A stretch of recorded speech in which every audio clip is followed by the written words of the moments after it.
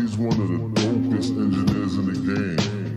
The head engineer exclusively for Prodigy of Mobb Deep. 10 Prodigy of Mobb Deep albums. The Hegelian Dialectic. The Book of Revelation. It's a pleasure, man. That body of work is crazy. I mean, Joe the engineer. Now we do this shit, nigga. 333. That's a sign from the heavens. Just look up in the heavens.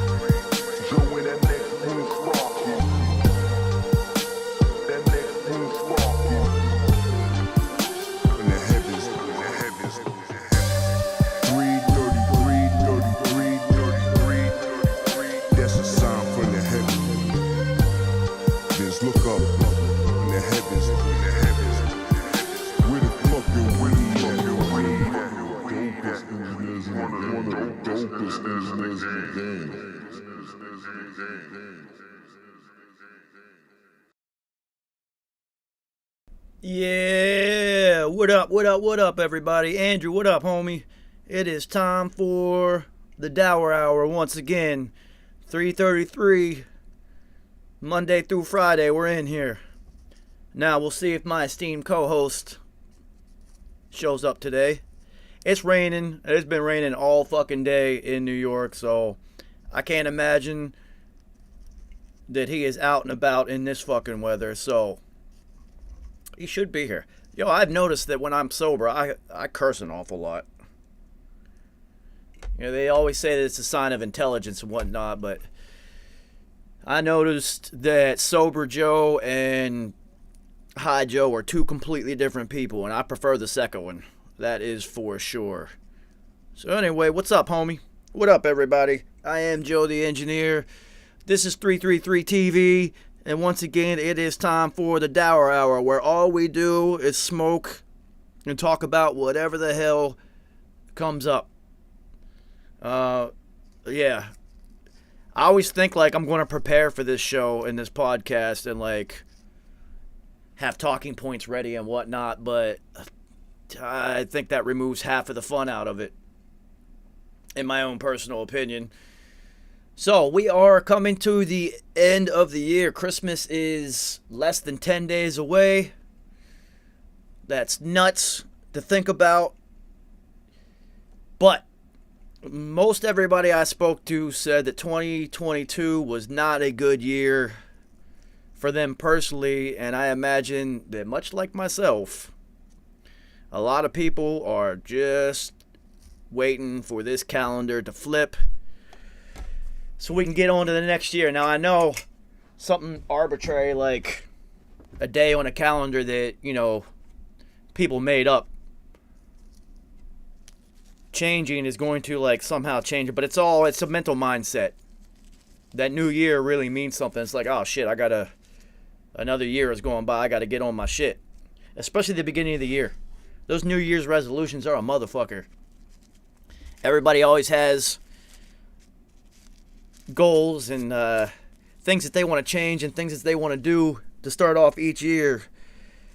But, you know, a week, couple days, a week, couple weeks, and those things tend to fall by the wayside, including with myself. No, I've never really said to myself, because the calendar is changing, that I need to make an alteration. Just make the fucking change. I have been in the hoodie shop all day. As you guys know, everything you see from 333 merchandise, I literally make myself. So, grinding away, Why did I decide to make everything myself? A, it makes what I do a little bit different because I'm the only person with the merch line who actually makes it themselves instead of outsourcing. And then B, when I first started 333 merchandise, I was outsourcing to one of my people and trying to help support their business. But I found myself sitting in his manufacturing spot and micromanaging and watching him do the entire thing. So I thought to myself, I'm already spending the time, which is our only currency, that it would be necessary for me to do this myself, because I'm literally sitting here the entire time this person is making my merch and making sure everything goes the way I want it. So it was time for me to just do it myself instead of micromanaging. The other odd occurrence is once I had, Emmanuel, what up, homie? Once I had acquired all the equipment and the knowledge on how to do everything on my own, unfortunately, my homie that I was outsourcing everything through got killed in a dice game in Queens. So I was going to have to learn how to do it all myself anyway because he was no longer available. So RIP to my homie Rob. I do miss him. That was my guy. Sucks. But I don't think anything good has ever come out of a dice game. Ever. Emmanuel, this is last week of the regular season in our 333 Fantasy Football League, which means wild card is next week. And the playoffs begin the week after that. It's been a fun season. I have limped across the finish line, that is for sure. But I still, even if I lose this week, will end up with the number 1 seed. So shout out to me for winning the regular season title in my own league. I started off blazing red hot at 9-1, and I have definitely stumbled to a 1-3 record over the last 4 games. That is for sure. Now, the only thing that is up for stakes this week is playoff seeding. Who's going to be playing who when the playoffs start? And then possibly the number 2 seed is in play. Somebody might be able to, if I can get a victory this week. Richie, what up, homie? If I can get a victory this week and then some other people can get some victories, somebody might slide into the number 2 seed and get a bye for our first week of the playoffs. So we shall see. Now, in my other league, I have surged into second place. And if first place catches a loss this week, but they're not going to, they're playing the worst team in the league. And yeah, man, my homie got killed in a motherfucking dice game, man. And if I can get a victory and that guy loses, I am the highest scoring team in the league, so I will slide into the number 1 spot, but it doesn't really matter. There are no buys, and there's only 4 teams make the playoffs in that league. So, but I have secured my spot. So both leagues that I'm in made it to the playoffs, which is a dope thing. And as far as our game picks go, our game pick league for the NFL this season, honestly, I don't think anybody's going to catch me. I'm 7 games up on Buck, and we've only got a couple weeks left. So unless something absolutely catastrophic happens in my game picking, I will be a 3-time defending champ in the game pick league, which, dope, good for me, whatever. So, I don't know if the Dour People are going to show up today, so we're just going to get things started without them because time waits for no man. So I actually had a couple things that I wanted to talk to him about because he's fucking hilarious, and I wanted his opinion on here. But, who knows what the fuck he's doing right now. It's raining. Like, it has literally been raining. Yeah, Emmanuel, you already know, homie. The Game Pick League is hilarious. It's so much fun. Because it's just a crapshoot, especially this season. This has been the wildest, most unpredictable NFL season in my entire life. I mean, wildly enough, you look at Kerry, who is my co-host on Gray Matter, and I consider him also an NFL expert, and he's in last place in the game picks. And I was in last, I was down at the bottom with him for a couple weeks to start out the season, because the first couple weeks of the season made absolutely no fucking sense whatsoever. So, all right, let's go over some things that I wanted to talk about today. Larry Bird, what up, homie? So, Birdman from Cash Money says that he is changing his name in 2023. What do you think his name is going to be in 2023? It says, in February 2023, I will be Williams no more. I will be Brian Christopher Brooks. I don't know why. Let's see. He'll be going by Brian Brooks instead of Brian Williams. I wonder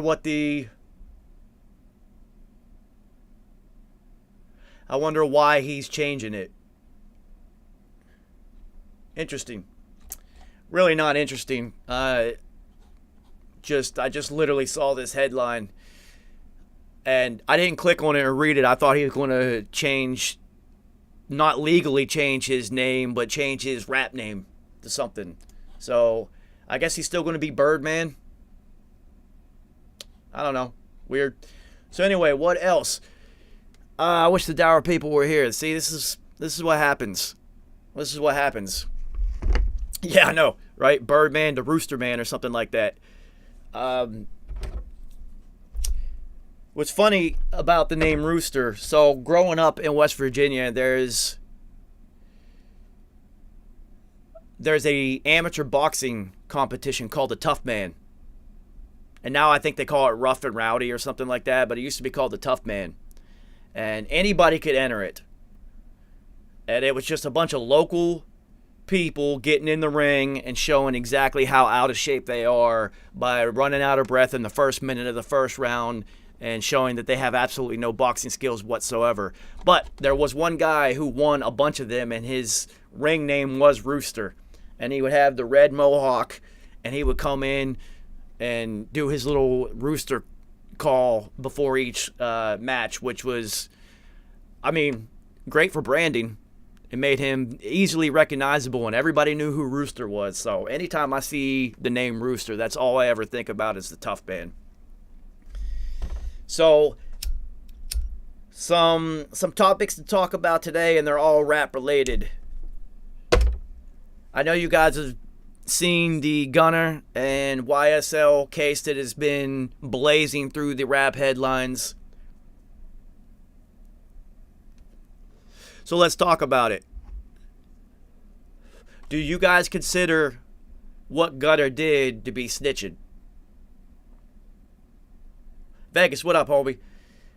Because he did take a plea deal and pled guilty to racketeering charges and things of that nature. So he is going to see some jail time, probably. Unless he really gave up the people ahead of him. So do you consider what he did to be snitching? I don't know. I have to see more details within the case itself. You know, the streets are all going to say, oh, he's a rat, he's a snitch now, because you're supposed to just keep quiet and never say anything. But clearly, and you can tell by the way this man dresses himself, that guy was not built for the streets. He just musically got affiliated with, you know, Young Thug and YSL because of what they can do for his career and all that. And then when the streets parts came into play, he said, I'm out, man. I'm a rapper. I make music. You see how I dress? Because he dresses like a fucking weirdo. Like a super weirdo. So you could tell by his outfits that he was not built for that at all. So I find it ironically hilarious that he put out a statement saying that he didn't say a word, he didn't rat on nobody, he didn't do this, he didn't do that. And then immediately afterwards, there was video of him making his plea deal from court released to the world to see. Now, the funniest part about all this, and I don't know if you guys have seen this yet, why does my camera keep doing that shit? Is Gunner had his acting debut, and I don't know what it is, and I don't really feel like looking it up, but in it, he's somebody who's gotten incarcerated and he's in an orange jumpsuit talking to, a cop, and he's just like, yo, man, all I want is some McDonald's. You bring me some McDonald's, I might have some information for you. So, ironically enough, in his acting debut, he played a snitch who flipped for some fucking McDonald's. Now, he ain't flipped for some McDonald's this time, but he did flip for his freedom. And, it's hard to tell what anybody's going to do when you're faced with some football numbers and against your freedom.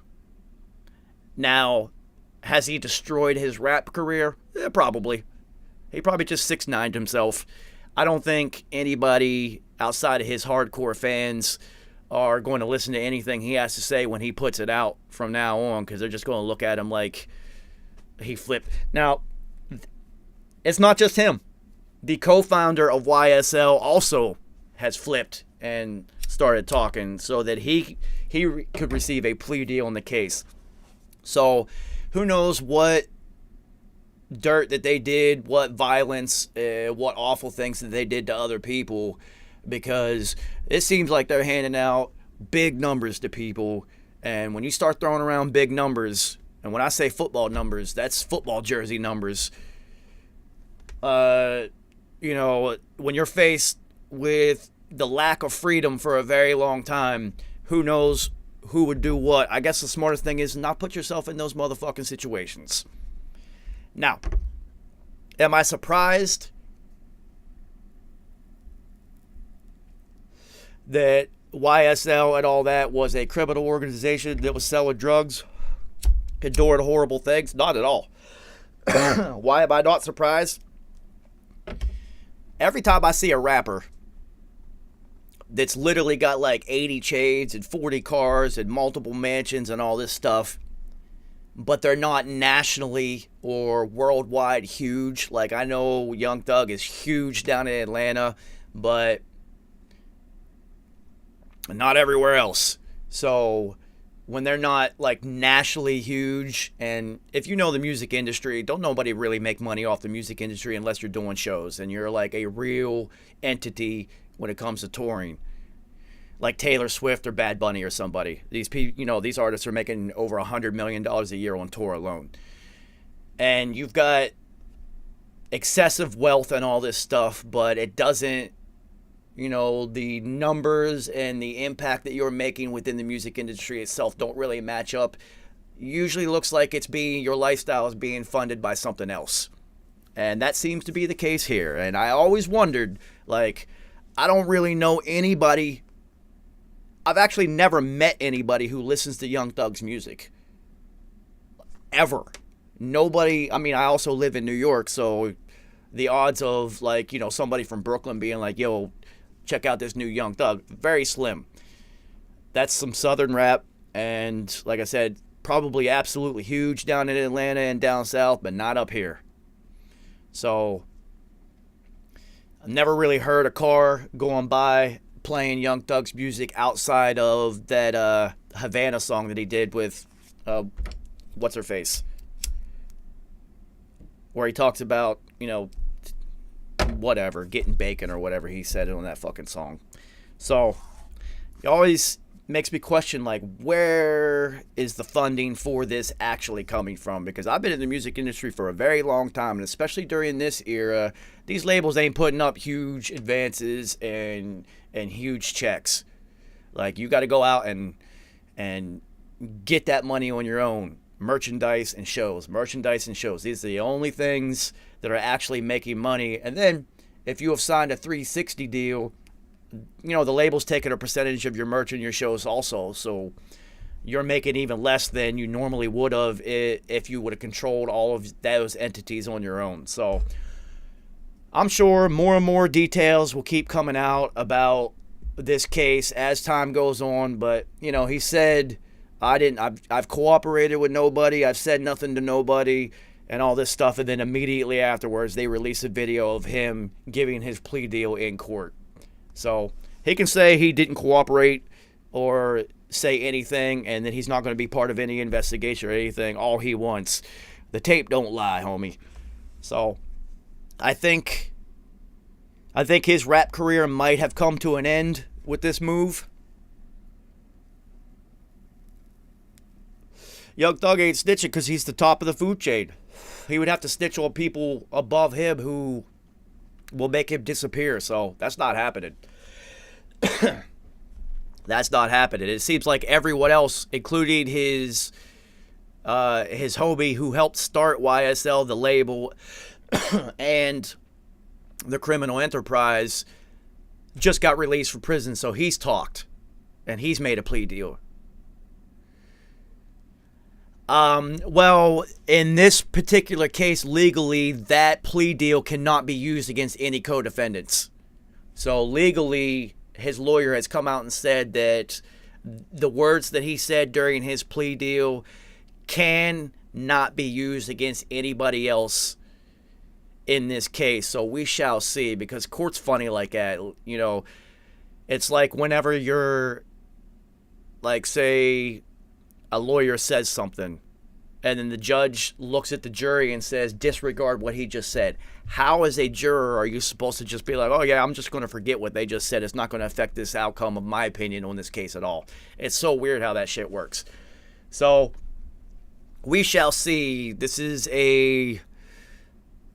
like a soap opera in the rap world right now. So as time goes on and the court case continues to unfold, more and more information will come out. That is for sure. What else has been going on in the rap world? Meg Thee Stallion's and Tory Lanez case is also heating up. And they are in the midst of that right now. So it's looking like some people are going to be... It's looking like some people are going to go to jail for lying to the courts. And LDS, what up, homie? To the courts and also to the police, because she did get shot, but, you know, nobody really wants to say by who. Now, she said he did it, but the other people who were in the car are saying he didn't do it. So, well, if he didn't do it, then who shot her? And then the other girl that was in the car is talking about, I don't know who shot him. I didn't see it. Well, how many people were in the fucking car? In the Gunner case, if you watch the video of his plea deal,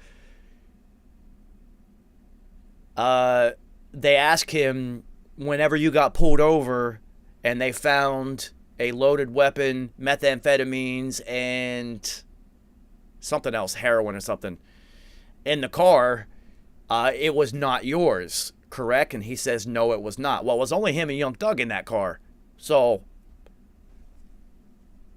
same thing's going to happen in... Well, I'm only... You know, I got to have something to talk about during the Dour Hour, so this is what we're talking about today. There are rappers in some legal scenarios right now. That is for sure. So, we shall find out what's going to happen in the Meg case, because it looks like somebody lied to the courts and whatnot, and perjury charges are no joke. So somebody is going to be in some legal hot water for that shit. Talking about some old heads, it looks like Jermaine Dupri and Diddy are going to have a versus battle. I mean, neither of them are like actual... They're both producers, to say. Oh, look at that. The Dour people have arrived. He's only 30 minutes late today. I know you wasn't outside in this fucking terrible weather, so you're late. I'm trans. Oh, Jesus, here we go with this shit again. Yeah, you can be whatever you want to be, homie. It's almost 2023. You can identify as a cat if you want to. I identify as the Dour People. Oh, well, welcome to the Dour Hour. It is the Dour People, and we are at full operation right now. You look dowered today. It's quite an afternoon, man. What's going on? So, now that you're here, I'll go back over the things that I already talked about. The Gunner case. The Young Thug and Gunner case is getting out of hand right now. My favorite characters. And this thing is turned into a rap soap opera. That's what it all is, man. It's all wrestling and nonsense and PP games. So it is definitely... maybe you could tell me, because I can't even pay attention to any of this. What's actually happening? All right, so I'll go over. The dude snitch. People are saying he didn't snitch. Like, what's like the deal? Like, Well, so that's what I was going to ask you. Do you think it's snitching that he took a plea deal?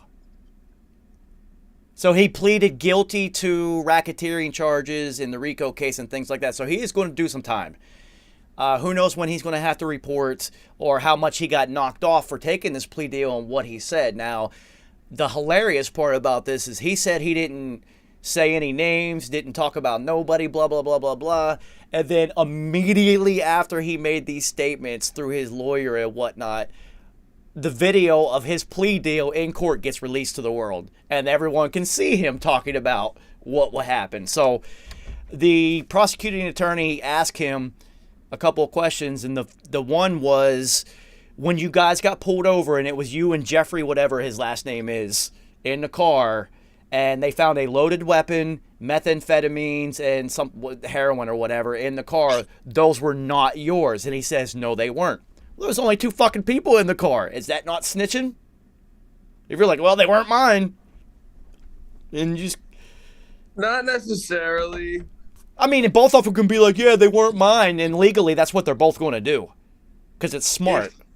Because I know some stupid motherfuckers, right, who will take a rap for some shit that's not theirs. Yeah, but these two, like, if the tables were turned, it probably wouldn't even be the same way. So it's like, yo, if my man's is, if I end up in jail because of my man's and he doesn't say something, then like, I don't really, cause I don't know. Well, it also seems like it's everybody for themselves, because the co-founder of YSL, the record label, and the gang has also been released from prison. So he also took a plea agreement. Now, the only one who is not released, who's in the hierarchy, is Young Thug himself. So it looks like there's a lot of people pointing fingers and talking, because they're getting faced with football numbers, man. This is RICO charges, which means whatever one of them is guilty for, all of them are guilty for. Right. RICO charges, because they're a gang. So there is Gunner said that he has been witness and has firsthand knowledge of violence that was perpetrated for the advancement of the gang itself. So if somebody was murdered and whatnot and things like that, that means everybody's guilty. So this is why people are taking plea deals, so that they can plead guilty to racketeering and lower level charges, so that they don't get caught under the RICO umbrella of possibly murder charges. Yeah, see, people did die, so it's going to be, somebody's going to jail for a long time, and the rest of them will go to jail for a while. So what I was saying about Gunner, Dour People, is you can tell that he was not built for real for that street life by the way he dressed. That's a funny dressing individual. I mean, real funny dressing individual. So it's looking like, he joined up with Young Thug and whatnot because of what YSL could do for him musically and how he could advance his music career and all these things. But when you signed up for one thing, along came the rest of the shit. So we shall see. The other case that I was talking about is the Meg Thee Stallion case, which has also taken a huge turn. Oh, we got a lot of cases going on, man. I didn't want to come into the Dour Hour today with absolutely and just freestyle it, so I kind of had a thought of some things that are actually, these things are all just unfolding in real time around us, so why not talk about it? So Meg Thee Stallion, it looks like she might have lied. Looks like she might have lied, or they're all trying to kind of manipulate the legal system so that nobody gets in trouble. But she did get shot, but it's looking like it might not have been by Tory. So if she did legally claim that he did shoot her and he didn't, and it was the other person in the car, even if it was by accident, well, that's perjury. Now she's lied about the whole shit. Yeah, she's very successful and rich, and she can afford the best lawyers and all that shit. So she probably won't really go to jail, but she is going to get in trouble somehow for this. So we shall see how that plays itself out. There's a lot of rap legal issues going on in December right now at the close of the year. So these are just relevant because there's not a whole lot else going on in rap and hip hop that people are talking about. So, Birdman is changing his name next year. Really? But his legal name, not his stage name. Interesting. What is his name? Well, his name's Brian Williams, but he's changing it to something else. Oh, we don't know what it's gonna be. Well, no, I do. I just don't feel like looking it up again. I just thought it was weird that he's changing his legal name, but not his rap name. You know, so there's always like layers to the onion. So it's just like, oh, that's an interesting move. Does it have something to do with this? Are they still involved? Is that I remember them being yes. Didn't that whole the Rich Gang? That was all That was Birdman and him. So yeah, him and Young Thug were that other dude who just disappeared. But yeah, they were tied in together and they did do an album together, I guess. I don't know. I don't listen to any of the music from down there. Yo, there was crazy shit going on. They had them shoot at the other dude who he's trying to be like. Your shit was crazy. Who was his man? Like, yeah, I forgot about all of this shit, bro. Like, so that's almost like you remember when Game got into the shootout in front of Hot 97. Yeah. All right, so I was working at Quad Studios at the time, and literally immediately afterwards, they all came to Quad. Of all places. Why? I don't fuck. Maybe they had a session booked there later. All of the blood dudes? Yes, they did. So they come to Quad, and, you know, at Quad at that time was 6 different floors. The 10th floor was the only floor the elevator would open up, and then you had to get keyed into the other floors because it was a very private studio setting. But on the 10th floor was the reception desk, the tape locker with all the, like, you know, old sessions and all that shit, and then like the lounge. And in the lounge is a bunch of couches, snack machine, and a pool table. So they all come in. I mean, it's early. So it's like early. It's rap. Don't nobody come in that early in the morning for sessions in rap. It just doesn't happen. It never has, and it never will. So it's like 10 a.m. and they're all like filing the Quad. It's just like, well, this is a little bit interesting. There's a lot of fucking people in here. And then they all sit down in the lounge and just start taking out hammers and setting them on the pool table and shit and talking about the shootout that they just got in at Hot 97. I was just like, what? You know, I was just an intern. I'm literally right out of college. And I'm just like, oh my God, this is like, I'm in the rap game for real now. Holy shit. I wonder if anybody else at Quad remembers when that happened. I mean, of course you do. Because they just right into the lounge, dude. Just a couple hammers right on the pool table. You know, just rolling up, smoking blunts, talking about what just happened. It's like 10 a.m. I was like, oh. Did they take, what's his name? New Jersey Devil? Was he there? Was he in the hospital? I think he got hit, apparently. Yeah, somebody did get hit. And they were there or not? I don't remember who all was there and who wasn't. I just remember a lot of red. Yeah. There was a lot of red going on. There was a lot of red in the outfits. I remember that. This was back when you really had the machine. So I think if I was correct, the dude brought like 50 of his homies. He flew 50 dudes to the city. It was kind of crazy. I'm telling you, there wasn't quite. How much money was that? Like, yo. There wasn't quite 50 people at Quad Studios, but there was a lot of fucking people that came in. It took more than one elevator. I know that much. And it was just like, man, there's a lot of motherfuckers in here right now. So, yeah, absolutely outrageous. So, funny story about somebody getting shot and going to the studio. This actually happened at Infamous Studios. So, do you remember me telling you about, what the fuck was his name? Swag. They were from Long Island. They were dust heads. Like, straight up dust heads. They used to do the double Dutch dance. Maybe. All right, so this is perfect. I'll tell you again because it's been so long ago. All right, everybody. So there was this rap group from Long Island, Hempstead to be exact, that used to come in. I don't even know if this guy's still alive, to be honest with you. Were they the Pinky Ring? No, they were not the Pinky Ring Bandits. That's a whole nother crew. Infamous Studios days, people. So Swag would always come in with his whole crew. They used to call themselves Wave Gag or something. Wave Gag or something. Swag sounds mad familiar. You're going to remember this. So he always used to talk about how he was going to start a new Google and call it Wave Space. And it would only cost $1 for a lifetime membership. He's like, yo, there's like 1 billion people on the planet. I'm going to get everyone to give me $1 and I'm going to be a billionaire. And I'm just like, but Google already exists. He's like, yeah, but you don't understand. It's like you'll be able to find music and like videos and articles. I'm like, yeah, that's Google, dude. And it's free.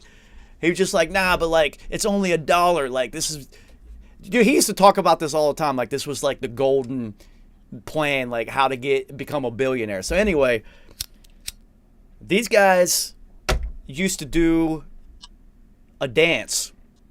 All right, so every single song that they did, they thought was the greatest song that has ever been created. And this is what dust will do to you. They were total dust heads. And I'm talking like 8 songs in one session, and each one is the greatest song that's ever been made, including the other ones that they just made. Now so they did this dance for every fucking song. And you're not gonna believe this shit. Now, mind you, these is like some real gangsters. There's definitely hammers in the studio. There's definitely shooters. So 2 of them would get on opposite sides of the studio and start going like this, like they're fucking doing double dutch. And then the main rapper, Swag, would get in the middle and start like double dutching in place and rapping whatever song he just recorded. I am not making this shit up, dude. It happened every session for every song. Did not matter the tempo, the subject matter. They did the double dutch dance. That's great. Now it's just like, what are you going to say to these guys? Nothing. You're just going to let it unfold, right? I'm just going to let this shit unfold. So this is where we tie in to getting shot and going to the studio. Only once did Swag come to the studio by himself. Only once. So the doorbell rings, and I look on the camera, and I'm like, what the fuck is Swag doing here? It's like, it's pretty early for a rap session at Infamous unless your name's Un, because Un used to come whenever, because he lived right down the street. And he's by himself, which I thought was pretty fucking odd. I'm just like, something's up. So I go answer the door. He's standing there, and he's just like, yo, I just got shot. I'm just like, wait a minute, what? He's like, yo, I just got hit, yo. And I was just like, well, don't you think you should fucking go to the hospital or something? And, you know, if it was like some street beef shit and you don't want the police to find out, like go somewhere. Have somebody take the goddamn bullet out your leg. Yeah, you know, like some shit like John Wick would do. Like, go do something, right? You know what he says to me? He says, nah, man, I'm feeling it. I got to get this out of me. I'm like, no, you need to get the bullet out of you, dude. He's just like, nah, I got to get this out of me. And he does a song. Now, I had to pull the barber chair that was in the live room over to the mic. And I took the carpet out because he was fucking leaking on the floor, dude. And he sat in the barber chair with his leg up, bleeding onto Infamous Studios floor. And I had to put the mic down, and this motherfucker did a rap song with a bullet in his leg and bleeding all over the fucking floor. Me and Fly, because Fly was there too, we're just sitting there looking at each other. They're like, I cannot believe this is going on right now. Like, this can't be fucking real. Now, what I liked about it is the fact that it actually was going on. Because what? This is a story I'm going to be able to tell people for the rest of my goddamn life. Larry Barrow, I don't think the adrenaline was still pumping because he did a whole fucking record. He was there for like 40 minutes. Like, the adrenaline had to have wore off. But here this dude is. Got the hour rough mix and all that. Like, all that shit, man. He got the rough mix, everything. The 3-minute rough mix because the session's over and shit. And then, you know, we had towels on the floor and shit just soaking up the blood that was leaking on the fucking ground. And it was just like, I cannot believe this shit is actually fucking happening right now. But it did. That motherfucker was crazy. How you come to... Like, I mean, you know, if... I guess I can understand it. Yo, I'm feeling it. Like, go write the rhymes down while you're sitting in the hospital then. Yeah. And the thing is, it's not like he had a beat prepared. He was just like, yo, Fly, find me a beat. You know, it was one of those scenarios where Fly's like, what the fuck?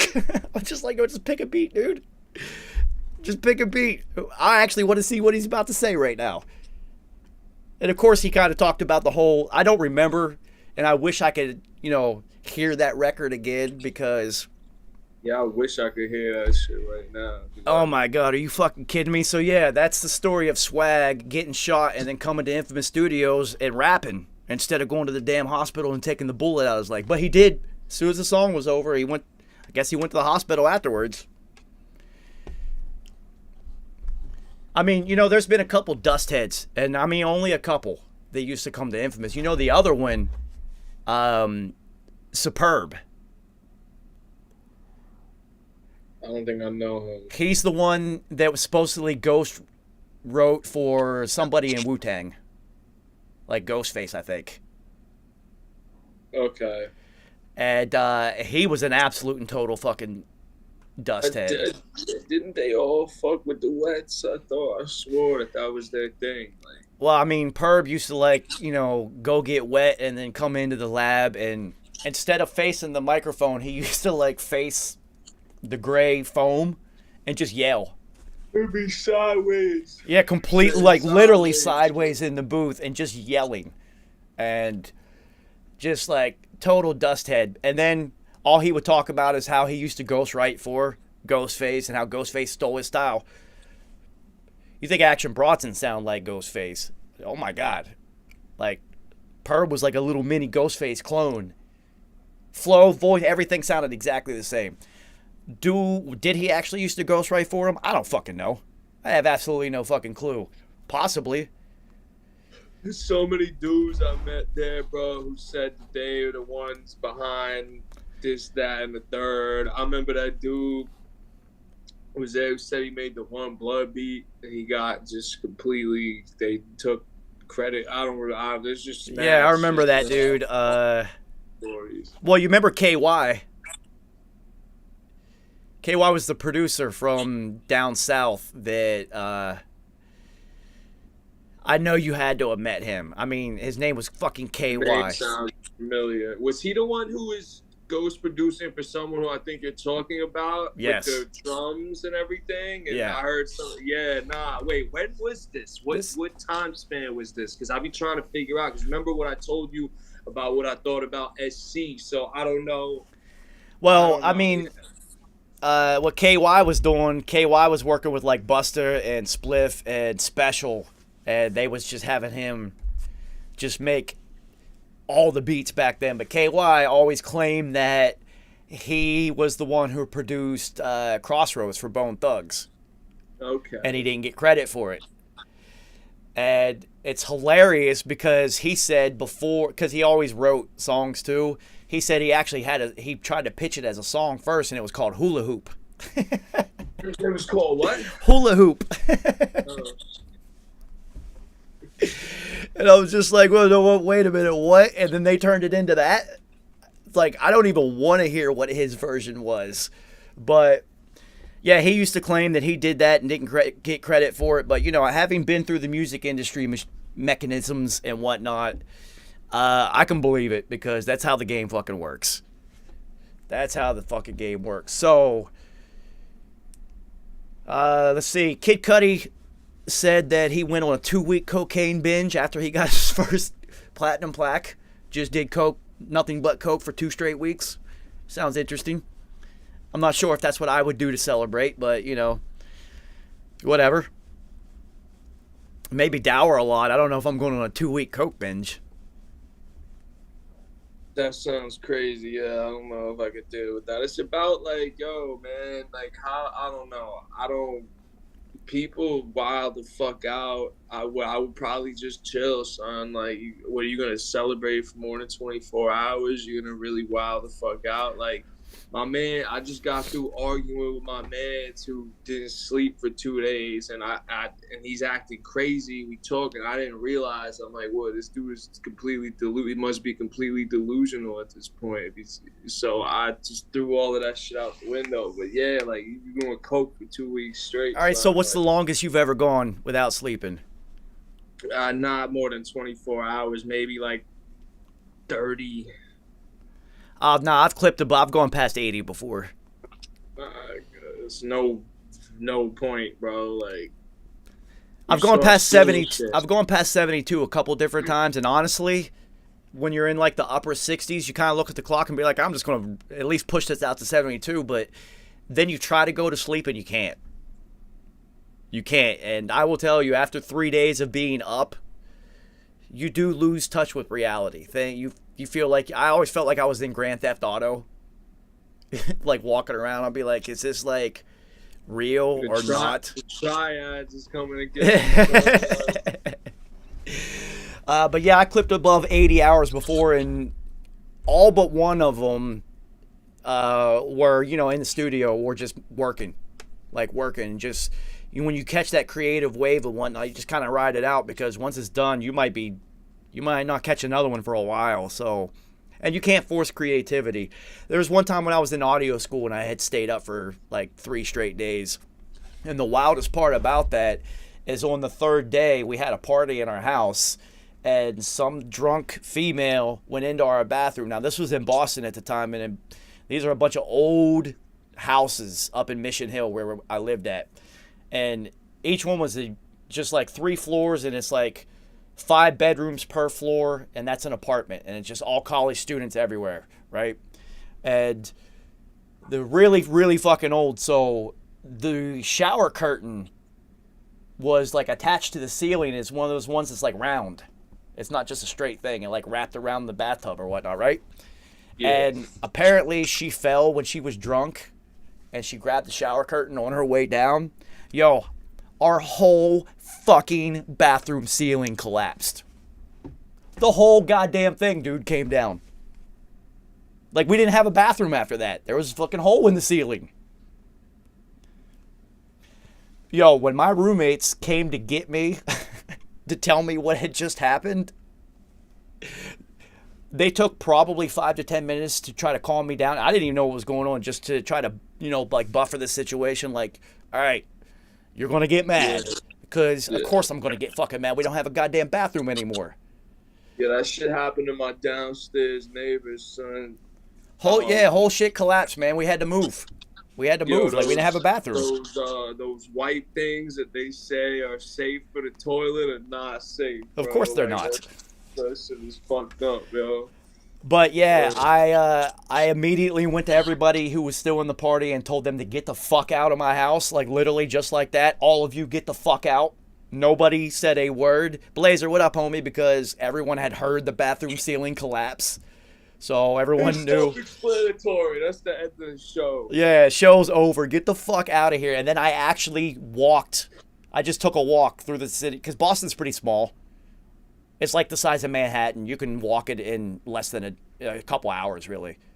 Like downtown Boston from side, it's really short. So I kind of just took a walk around Boston for a couple hours to try to calm down.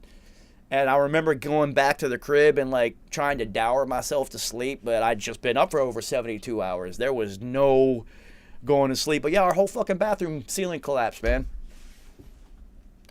So stupid. All right, so what was the other thing I wanted to talk to you about? I had already forgot because I'm dowered now. Too much dour, man. Oh, the DJ Academics and Lil Baby shit. Had you heard what had happened here? Who? You Baby? No, Lil Baby. Oh, Lil Baby. Or Baby. I don't know which one's. No, Da Baby is. Baby. Yeah, Da Baby is different from Lil Baby. Lil Baby's like the pop star, right? He's huge. Spanish dude. I don't know if he's Spanish, but he's huge. So apparently, Academics and him got in some beef or whatever, because this is basically what Academics does to stay relevant. Yeah. And Academics said, like, yo, I'll knock him the fuck out. Literally, I'll choke him to death. Lil Baby don't want none of this shit. Blah, blah, blah. Yo, if you're in New York, come pull up right now. Gave him his real address, which, come on, man. You don't give out nobody your address that you're in a beef with. You just gave him the homestead. What the fuck are you doing? So, and then apparently he said... Lil Baby actually responded, was just like, yeah, I'll pull up like right now or whatever. But then this fat idiot said that He's like, oh, I didn't even see the message of him responding until today, like a whole day later. So apparently there's like beef between the two of them right now. The only reason I bring this up, this is dumb on Academics' part. Lil Baby is very successful, which means there's a lot of people who are dependent upon him for their incomes. And there's a lot of people who will be very upset and do whatever is necessary to protect the breadwinner of the scenario. So Academic's going to get beat up, man. He's going to get beat up. Like, that was pretty dumb on his part. So I thought you were talking about the other one, Bad Baby or some shit. But this dude, no, that's bad. That's Bad Bunny. Okay, whatever the fuck, yeah. Well, Bad Bunny's probably the biggest artist on the planet. Oh, Bad Baby is the Catch Me Outside girl or some That's shit, bro. All these names are the same fucking name, bro. This shit is ridiculous. Like, yo, this is what T-Pain was complaining about on his Twitch channel. Yeah, I saw that. He said that there's already. He said, why is everybody calling themselves something babies? There's already a little baby and there's already a dub baby, and they're both on. Like, and you know. I mean, you remember from being an Infamous, man, there was a whole string of Lils that came into the studio. Lil something, Lil this, Lil that, Lil this, Lil that. And it's just like, at what point do you outgrow that part of your name? Lil Wayne still is Lil Wayne, but he's a very diminutive person, so I guess you could still run with that. And it's Wayne. Like, come on. He was one of the first. Yeah, he's absolutely legendary.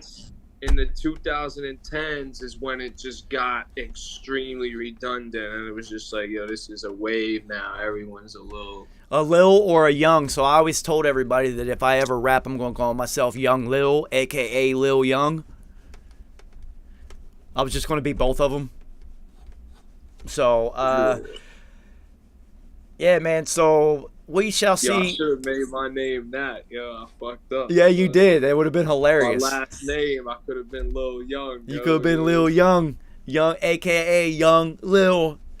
Yo, I'm about to get back in the game, baby. Oh, he's back. Still popping off. He's back. I got to dust off the rhyme books, people, just by telling him to change his name. Yo, so the NYPD, did you see this from where you're at? I haven't heard about any of No, this. the warehouse fire in the evidence locker. I don't think I did hear about that. Yo, so NYPD evidence warehouse burnt completely to the ground. They lost 20 to 30 years worth of evidence on who knows how many cases. The fire was massive, like massive. That's why I was asking you if you saw any of the smoke or whatnot. This is in Red Hook, right? Yeah, this just happened. Not today, but like a couple of days ago. Okay, no, I missed it. Yeah, so 20 to 30 years of biological evidence, evidence from cold cases, 30 years worth of evidence completely vanished. So the question is, accident, or did somebody do that shit on purpose? The thing with fires, man, is always anyone who I talk to about, yo, you heard this happen, that happened, everyone always says the same shit, and it's always just like, it was probably a fucking insurance thing. Like, well, this isn't an insurance job, you know. Well, what I'm saying is fire is always, for some reason, it's always sus. Like, it's always this, it's never really clear. Like, the shit never happens by accident anymore. Well, I mean, wouldn't you think like the NYPD evidence warehouse would have like a sprinkler system? For sure. And like guards against things of this nature? Right. Yeah, so looks awful intentional to me by who knows what. Who knows? There's a bunch of awful people that are going to get away with whatever they did now. So I am not surprised by that at all, but it did happen. I was just wanting to talk to you about it because I didn't know if you could actually have seen it, because from the pictures and the videos, the fire was massive. Like the whole warehouse got burnt down. So that's huge. I missed that whole shit. I'm about to look it up. Well, you should, because I'm looking at the size of the warehouse right now. And it's basically like the size of a parking lot. It's huge. Whole thing done. Whole thing's gone. So that's an awful lot of evidence that is just been vanished into thin air. So some people who did some awful, horrible things are about to get away with it. That does not surprise me at all because that's generally how things work. Let's see, what else? Ghostface. Ghostface apparently put out a Christmas album. Yeah, the $50 Christmas album, yo. Yeah, it's called Killer Christmas. Jim Jones put out his 5th one, or 6th one, I think, too. Really? How you put out 5 or 6 Christmas albums? See, I did not know that he had 5 Christmas albums out already. He's definitely done this a million times. The only one that's good is the one, Rest in Peace, Stack Bundles, yo. The original shit, the Bird Gang Christmas shit they made, they're going crazy right now with this. I didn't listen to Ghostface shit, but I saw that he was charging motherfuckers like $50. I think there's an $850 phone call budget also. So what do you get for $850 from Ghostface's Christmas album? I'm about to tell you as soon as I see it. I think the vinyl was included, but you get it 6 months from now when Christmas is already over. Like, what's the point? Blazer, I was literally just about to say that right now, but let me get this done first. Those looking to get closer to Ghostface can fork out $350 for a meet and greet, which includes a copy of the vinyl album, while $850 secures you a phone call with the Iron Man MC himself. So yeah, pay $850 and get a phone call from Ghost. I mean, hey, go get that money. If people want to pay $850 to talk to you, have at it. But he's that on his is diet Chris Brown shit. Well, nah, Chris Brown was smart because he's on his diet shit. Chris Brown, when he does those meet and greets, he actually is really interacting with each of the fans, like physically and, you know, emotionally and like socially and whatnot, to where a lot of meet and greets are just like very awkward and shit. Chris Brown's all up on all his fans. Yeah, he's all fucking coked up. Well, I mean, he might be, but so do you remember, speaking of phone calls, do you remember when we used to do Saturday Night Live, right? And then when P set up the hotline? Yeah. So P had set up a infamous hotline, and it was through Google Phones, so it was like a randomly generated number, right? And it would ring right into the studio. And P would just randomly talk to people, and they, people flipping the fuck out because they're talking to P. Speaking of talking to rappers, he should charge $850 for that shit.